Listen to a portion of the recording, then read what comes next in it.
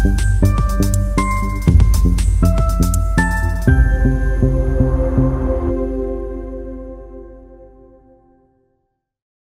जिले के नया गांव तालुका जिला परिषद प्राथमिक हाई स्कूल मंजराम में बापूराव पाटिल शिंदे ने 35 वर्ष 8 दिन की सेवा पूरी कर ली। उनका सेवा और कार्य सम्मान समारोह बड़े ही धूमधाम से संपन्न हुआ। कार्यक्रम की अध्यक्षता श्रीमती लक्ष्मीबाई उमेश मंगनाले ने की थी।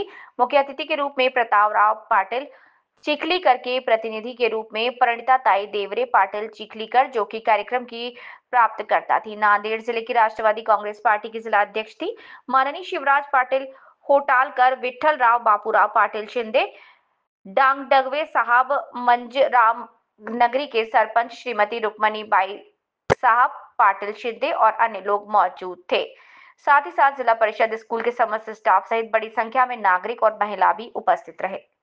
अधिकाऱ्यांचा आम्ही सत्कार केला। त्या ठिकाणी सगळ्यात त्याचा सत्कार करत असताना सगळ्यांनी भाषण केले की आजपर्यंत या महाराष्ट्रात आणि भारतातला इतिहास असा आहे, जे जे गव्हर्नमेंट शाळेमध्ये शिकले ते सगळ्यात जास्त मोठ्या पदावर बसले। असं होत नाही कधी की तुम्ही फार मोठ्या शाळेत शिकला आणि मोठ्या पदावर गेला। तुम्ही जर इतिहास काढला तर जिल्हा परिषदच्या शाळेमधले हे जे विद्यार्थी आहेत ते विद्यार्थी चांगल्या चांगल्या पदावर गेले, त्या ठिकाणी तुम्हाला आम्हाला दिसले। म्हणून या जिल्हा परिषदच्या शाळा सुद्धा आपल्याला येणाऱ्या काळामध्ये जोपासण्याचं काम त्या ठिकाणी राहणार। कारण ताई मी सभापती असताना 550 शाळांना त्या ठिकाणी व्हिजिट केले। मलदोडे सर या ठिकाणी उपशिक्षण अधिकारी म्हणून त्या ठिकाणी आमच्या आज हिंगोलीला जरी गेले असतील, पण मी सभापती असताना ताई मी एक काम केलंय की माझ्या थिंक टँकच्या बैठकीमध्ये या जिल्ह्यातले 5-6 शिक्षक, 4-5 मुख्याध्यापक, 4-5 विस्तार अधिकारी, 4-5 केंद्र प्रमुख, 2-3 बीओ उपशिक्षण अधिकारी अशी एक टीम नेमली होती। आणि त्या टीमच्या माध्यमातून त्यांची एक बैठक मी दर महिन्याला घ्यायचो आणि त्या बैठकीमधून जिल्हा परिषदच्या शाळाची सुधारणा कशी करायची या दृष्टिकोनातून आमची चर्चा व्हायची, त्याच्याप्रमाणे आमचं नियोजन त्या ठिकाणी व्हायचं। पण 2.5 वर्षामध्ये आम्ही जिल्हा परिषद शाळा खूप चांगल्या करण्याचा सगळ्यांनी मिळून प्रयत्न केला। सगळ्या शिक्षकांनी मला त्या ठिकाणी खूप साथ दिली, कर्मचाऱ्यांनी साथ दिली। पण नंतरच्या काळामध्ये काही जी गळती लागली ती गळती चिंताजनक गळती असणं त्या ठिकाणी वाटतं।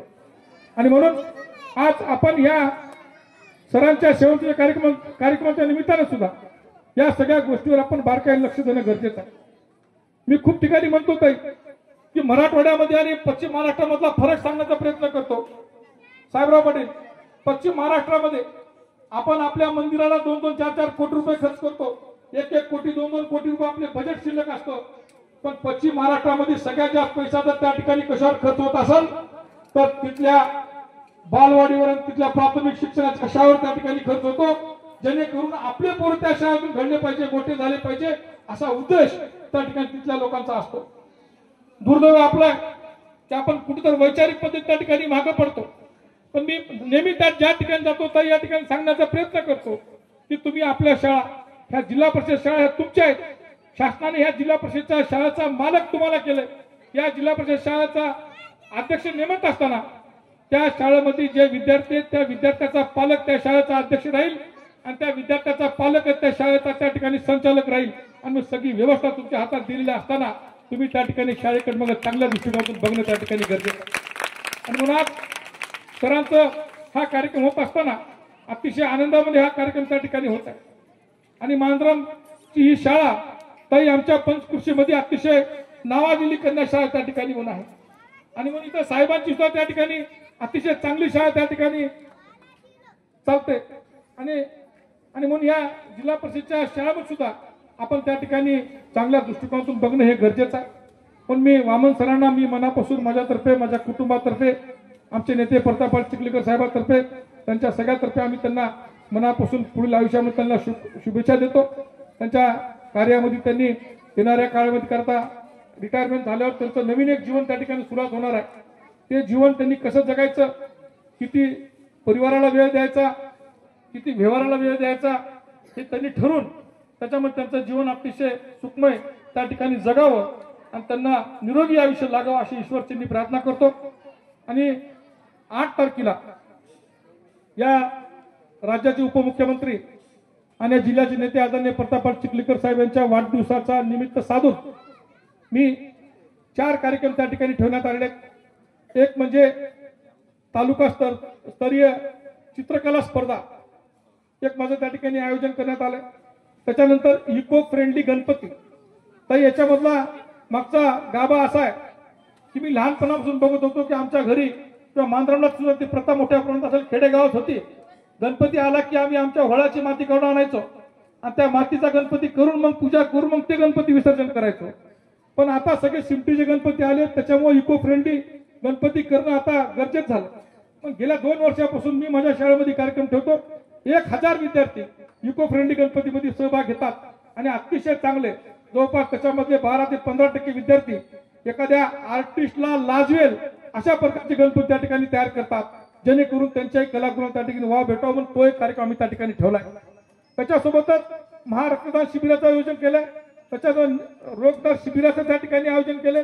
त्याच्यामध्ये सगळ्यात जास्त आता मधुमेहाचा प्रॉब्लेम, शुगरचा प्रॉब्लेम जास्त वाढलाय, बीपीचा प्रॉब्लेम त्या ठिकाणी जास्त प्रमाणात वाढलाय, डोळ्याचा प्रॉब्लेम जास्त ठिकाणी वाढलाय. आणि 3 प्रोग्राम आम्हाला शासनाच्या वतीने त्या ठिकाणी किंवा पक्षाच्या वतीनं ते कार्यक्रम घ्यावे असे आम्हाला पत्र निघालंय. पण मी काही डॉक्टरांना चर्चा केली. डॉक्टरांनी मला सांगितलं याच्या सोबतच एक स्किनचं पण तुम्ही घ्या. सध्या स्किनच्या बिमाऱ्या त्या ठिकाणी मोठ्या प्रमाणात झाल्यात आणि एक कोविडच्या बिमारीनंतर, कोविडच्या लस घ्यानंतर किंवा कोविडमध्ये जे काही आपण औषध गोळ्या घेतला किंवा डोस घेतला त्याचे काही वाईट परिणाम त्या ठिकाणी होऊ लागलेत.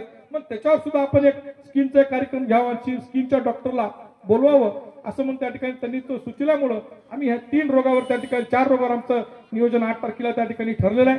म्हणून मांजरमोशांना माझी संयोजक म्हणून, मी जिल्ह्याचा अध्यक्ष म्हणून आपल्या सगळ्यांना विनंती करतो की आपण त्या आरोग्य शिबिराला यावं आणि आपल्या जे काही आपल्याला आपल्याबद्दल काही मनामध्ये तुमच्या मधुमेहाबद्दल शंका असेल, बीपी मध्ये असेल किंवा डोळ्यामध्ये काय असेल किंवा स्किनचं काही असेल तर त्याच्याबद्दल आपण त्या ठिकाणी येऊन आपल्या डॉक्टरांना भेटून ते रोगदार आपण करून घ्यावं.